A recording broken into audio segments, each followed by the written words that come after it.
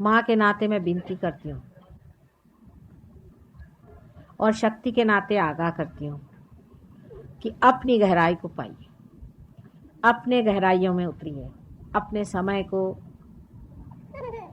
इस महान शक्ति के लिए रखिए, इसमें आप पाइए और दूसरों को दीजिए।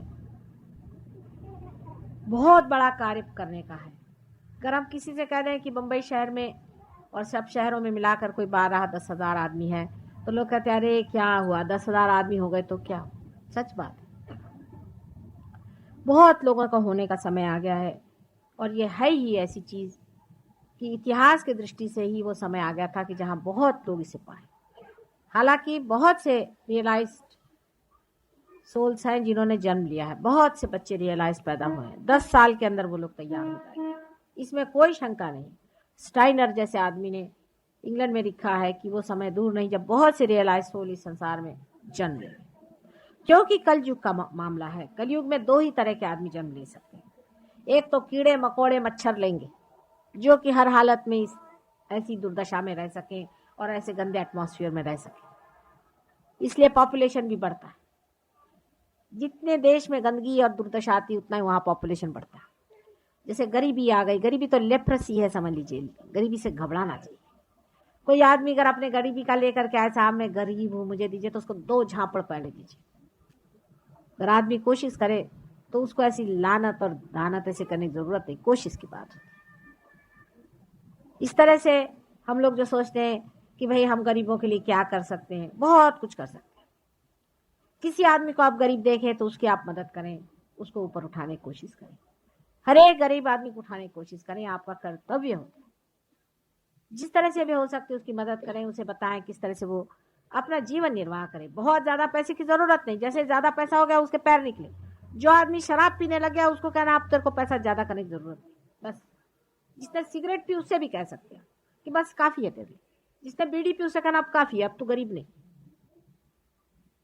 फिर जो जुआ खेलता है तो कभी भी गरीब नहीं, इतना हो कि उसका खाना पीना चले और उसे में कोई विषय वासना नहीं आए। सो ऐसे जगह ही कीड़े मकोड़े पैदा होते हैं और इसीलिए पॉपुलेशन बढ़ता है।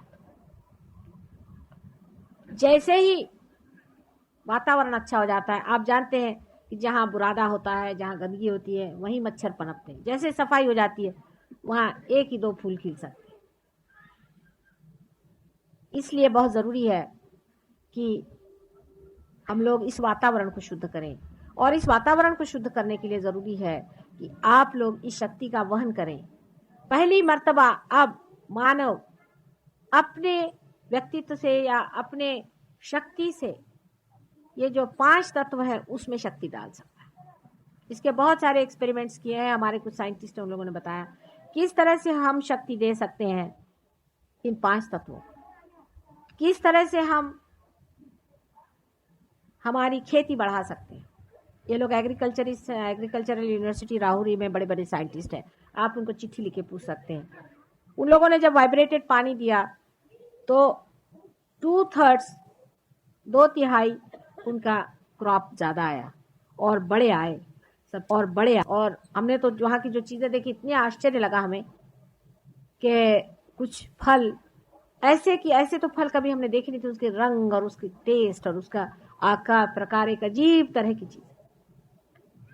इन्हीं चैतन्य की लहरियों से आप लोगों की बीमारियां मुफ्त में ठीक कर सकते हैं।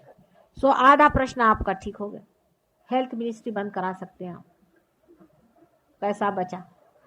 डॉक्टरों के जेब आप जरा कुछ कम भरेंगे, डॉक्टर लोग इसी से मुझसे घबराते हैं इस टाइम बुलाया नहीं उन्होंने मुझे, लेकिन इससे सब बीमारियां थोड़ी सहयोग से ठीक होने वाली।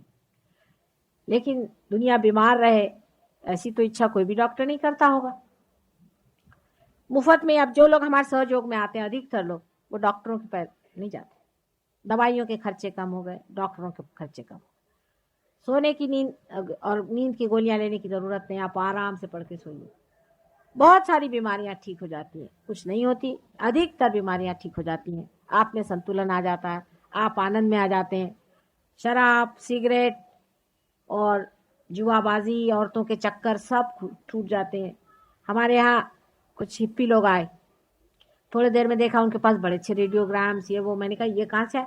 कहले अब तो हमारे पैसे ही पैसे बच रहे हैं। मैंने कहा कैसे? अब हम गांजा नहीं पीते, अब LSD नहीं पीते, उसमें तो बहुत पैसा लगता है, अब शराब नहीं पीते, अब तो हम कहले कहीं कैबरे में भी नहीं जाते, हम कहीं डांस में नहीं जाते, इसी में मजा आता। तो सब इंडियन रिकॉर्ड्स ले लेकर के बजाते रहते।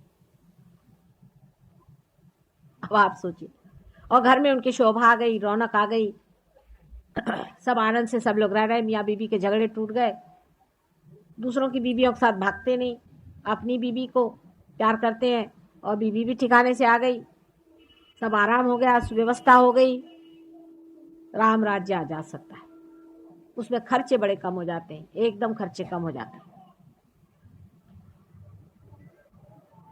मनुष्य मौके पर पहुंचता है, जो कुछ उसको खरीदना है वाइब्रेशन से देखता है। जो आदमी वाइब्रेशंस पे जीता है वो बहुत बड़ा संग्रह नहीं कर पाता, ज्यादा उसके पास चीज हो जाती तो बांटने शुरू कर देता है। संग्रह बहुत ज्यादा नहीं करता, उसको बांटने का मजा आता है, देने का मजा आता है। वो अपनी जो वर्च्यूज हैं, जो अपनी गुडनेस है, उसको एंजॉय करता है। वो अगर सच बोलता है तो उसका मजाक उठाता है। आपने बहुत से लोग देखे होंगे, वो कहते हैं आजकल ईमानदार लोगों का दुनिया में कोई ठिकाना नहीं। ये बिल्कुल बेवकूफी की बात है। आप ईमानदार हैं, यही तो मजे की चीज है। ये सब बेईमान है और आप ईमानदार हैं, ये बड़ी शान की चीज है। ये आपका गौरव है, आपका ताज है। उसके लिए आप कहते हैं कि ईमानदार की कोई दुनिया में पूछ नहीं। पूछ काहे को लगाने को चाहिए? इसकी क्या जरूरत है? अरे आप ईमानदार आदमी, दुनिया में लोग कहते हैं कि शास्त्री जी इतना ईमानदार थे कि मरे तो उन्होंने डेट्स अपने छोड़ गए। अब वो डेट्स छोड़ गए, यही उनका गुण हो गया। देखिए सारी दुनिया उन्हीं का इसी चीज को उनको गुण दे रही कि उन्होंने डेट्स छोड़ दिए। अपने गुणों पर आदमी को आनंद आता है, अपने गुणों से वो प्लावित होता है। एक सती साध्वी स्त्री है, वो अपने सतीत्व और अपने पातिव्रत्य पे उसके आनंद में रहे, अपने गुणों का आनंद आता है, अपने मजे का आनंद आता है। फिर को आप कोई शराबी को देखते हैं कि शराब पी रहा है तो उस पर दया लगती कि भाई देखो मैं तो आराम से बैठा और ये कहाँ मरा जा रहा है। फिर ये नहीं लगता कि ये शराब पी रहा है और मैं तो बिल्कुल ही पुराने ढंग का हूं, मैं पी नहीं पाता। इंफीरियरिटी कॉम्प्लेक्स की जगह आदमी को लगने लगता है कि ये आदमी बेचारा कहाँ से दयनीय दशा में आ गया। उल्टी दशा आ जाती, हंसी आने लगती है और बेवकूफी के पे आश्चर्य लगता है। जब ऐसी कोई बातें करता है आदमी तो उसको लगता है कि सब कैसा बेवकूफ आदमी कैसी बातें कर रहा है। अभी भी लोग मुझसे कहते हैं माता जी यहाँ तो ऐसा है कि अगर आप शराब नहीं पियो तो आपकी कोई इज्जत नहीं करता। मैंने कहा सच्ची बात है, ऐसे तो कभी हो ही नहीं सकता। वास्तविक में ऐसा नहीं हो सकता। असल में वो आपसे इसलिए भिड़ते हैं कि उनको लगता है मेरी दुम कटी और इसकी क्यों नहीं कटी, इसीलिए आपके पीछे पड़ते हैं। लेकिन अगर आप ये उनको ज्यादा न जताएं कि हम शराब नहीं पीते हैं, पर उल्टी तरह से बातें करें, मतलब इसमें कृष्ण की डिप्लोमेसी करनी चाहिए कि ऐसे कहें कि भाई मैं तो आजकल इतना खुशहाल हूँ, बड़ा मजा आता है मुझे, घर में आराम से खाता पीता हूँ, बड़ा आजकल मुझे कोई तकलीफ नहीं। उनका क्यों भाई? मैंने कहा शराब छोड़ दी ना तो वो पैसा सब बच गया, कितना मजा आता है, बच्चों को लेकर घूमता हूँ, हाँ बड़े बड़े मजे की जिंदगी। वो फिर सोचेगा अरे ये बात है, तब वो भी इधर आएगा। ये तरीके होते हैं, उससे आप दुनिया बदल सकते हैं। और इसी तरह से संसार में राम राज्य आ जाएगा। सत्ययुग तो शुरू हो ही गया, इसमें शंका ही नहीं है, क्योंकि सत्ययुग के ये असर आ रहे हैं। कोई भी बात छिपने वाली नहीं। कार्टर साहब ने एक छोटी सी बात कह दी, वो भी बाहर आ गई। कोई किसी की बात छिपने नहीं वाली, सब लोग सामने आ जाएंगे, सबका पता हो जाएगा कौन कहाँ है, क्या है, कितने गहराई में है, सब प्रकाशित हो जाएगा। अब वो दिन नहीं रहे कि आप कोई भी चीज छिपा के कर लें। एक आदमी दूसरों को खींचेगा, एक ईमानदार आदमी होगा, उसको लोग खींचना चाहेंगे तो वो खींच नहीं पाएगा, क्योंकि उसको समाज जनता उसकी मदद करे।